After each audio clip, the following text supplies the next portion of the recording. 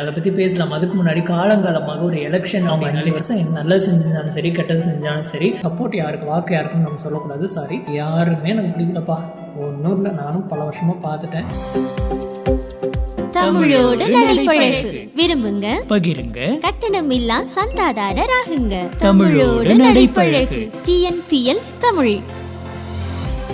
தமிழகத்தில் முதலமைச்சருக்கான தேர்தல் வர்ற 2021 நடைபெற இருக்குது அப்படிங்கிறது எல்லாருக்குமே தெரியும். அந்த எலெக்ஷனில் இளைஞர்களின் வாக்கு யார் பக்கம் இருக்கும் அப்படிங்கிறது தான் எல்லோருடைய பெரும்பாலான எதிர்பார்ப்பு. அதை பற்றி பேசலாம். அதுக்கு முன்னாடி காலங்காலமாக ஒரு எலெக்ஷன் அப்படின்னாலே இந்த எலெக்ஷனில் ஒரு சாதாரண கவுன்சிலர் எலெக்ஷனில் தொடங்கி மிகப்பெரிய ஹை போஸ்ட் வரைக்கும் அப்படின்னு எடுத்துக்கிட்டாலுமே ஒரு எலெக்ஷன் அப்போ தீர்மானிக்கப்படுது அப்படின்னா அவர்களுடைய அந்த 5 ஆண்டு கால ஆட்சியில் நடக்கக்கூடிய விஷயங்களை வச்சு கிடையாது.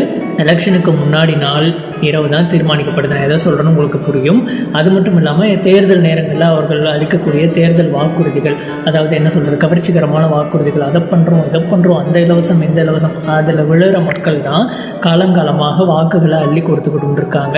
அவங்க 5 வருஷம் நல்லது செஞ்சாலும் சரி கெட்டது செஞ்சாலும் சரி, அதுக்கு முன்னாடி நாள் எலெக்ஷனுக்கு முன்னாடி நாள் இரவு அந்த குடும்ப செலவுக்காக ஒரு 2000 ரூபா கொடுக்குறாங்க அப்படின்னா அடுத்த நாள் அவன் தான் தெய்வம். அவன் எப்பேற்பட்டவனா இருந்தாலும் சரி, அடுத்த நாள் பொழப்பு ஓடுறதுக்கு யார் காரணமோ அவனை தான் சாமியாக நினச்சி கும்பிடுவாங்க நம்ம மக்கள்.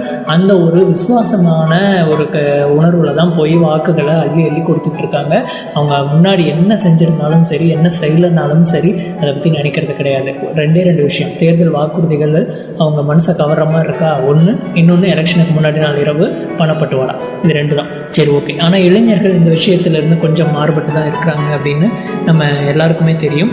இளைஞர்கள் யாருக்கு தான் இந்த வருஷம் சப்போர்ட் பண்ணுவாங்க? மிகப்பெரிய தலைமைகள் இல்லாத ஒரு நிலையில் எல்லா கட்சிகளுக்குமே பார்த்திங்கன்னா ஒரு எலெக்ஷன் வருது. இன்னும் புதிய கட்சிகள் இருக்குது. இன்னும் சில பேர் நான் எப்போ வருவேன் எப்படி வருவேன்னு யாருக்குமே தெரியாது. ஆனால் வர வேண்டிய நேரத்தில் கரெக்டாக வருவேன்னு சொல்லிட்டு இருக்கிறாங்க. எப்படி யார் நின்னாலும் யார் தான் ஜெயிக்க போகிறா? இந்த முறை எலெக்ஷன் ஒரு டிஃபிகல்ட்டான சுச்சுவேஷனை கொண்டு போய் விட்டுருமோ அப்படின்னு ஒரு விஷயம் இருக்குது. இளைஞர்கள் யாருக்கு சப்போர்ட் பண்ணுவாங்க? இன்றைக்கி நிலைமையில் பார்த்தோம்னா ஸ்கூல் ஸ்டூடெண்ட்ஸே பார்த்திங்கன்னா இன்றைக்கி கரண்ட்டில் இருக்கிற ஆட்சிக்கு சப்போர்ட் பண்ணிகிட்டு இருக்காங்க. காரணம் என்னன்னு தெரியும். இந்த ஸ்கூல் ஓப்பன் பண்ணல, அது ஒரு ஜாலியான ஒரு மனநிலையில் சொல்கிறாங்க. கல்லூரி மாணவர்கள் இந்த செமஸ்டர் தேர்வு ரத்து அந்த மாதிரி விஷயங்கள்னாலையும் கல்லூரிகள் திறக்கப்படாமல் இருக்கிறதுனாலையும், அதே போல் பார்த்திங்கன்னா இந்த இப்போ ரீசெண்டாக கூட என்ன சொல்கிறது, அரியர்லாம் கூட பாஸ் அப்படிங்கிற மாதிரி சொன்னதுனால கல்லூரி மாணவர்கள் வாக்குரிமை இருக்கக்கூடிய இளைஞர்கள் எல்லாருமே பார்த்திங்கன்னா நடப்பு கவர்மெண்ட்டுக்கு ரொம்ப சப்போர்ட்டிவாக இருக்கிற மாதிரி பேச்சுக்கள் அடிபடுதுன்னா பேசுகிறத நம்மளால் பார்க்க முடியுது. அந்த ஒரு விஷயத்தை மட்டும் வச்சு இளைஞர்கள் வாக்கு அளிச்சிருவாங்களா அப்படின்னு பார்த்தா மக்களுக்கும் சாதாரண மக்களுக்கும் இளைஞர்களுக்கும் ஒரு சின்ன வித்தியாசம் இருக்குது. இளைஞர்கள் ஜாலிக்காக அப்படி பேசுவாங்களே தவிர மற்றபடி அதையெல்லாம் மைண்ட் பண்ணி வாக்களிக்கிறவங்க அவங்க கிடையாது.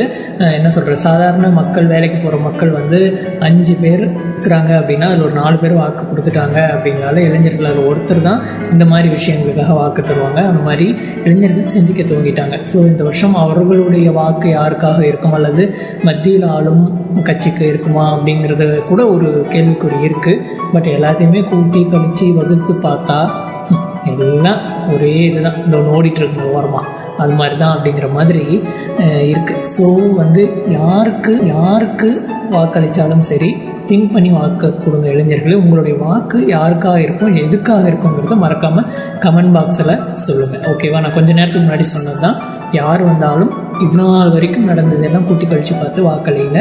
உங்களுடைய வாக்கு யாருக்கு, உங்களுடைய சப்போர்ட் யாருக்கு, வாக்கு யாருக்குன்னு நம்ம சொல்லக்கூடாது. சாரி, உங்களுடைய சப்போர்ட் யாருக்கு, எதனால் அப்படிங்கிறது உங்கள் கமெண்ட் பாக்ஸில் சொல்லுங்கள்.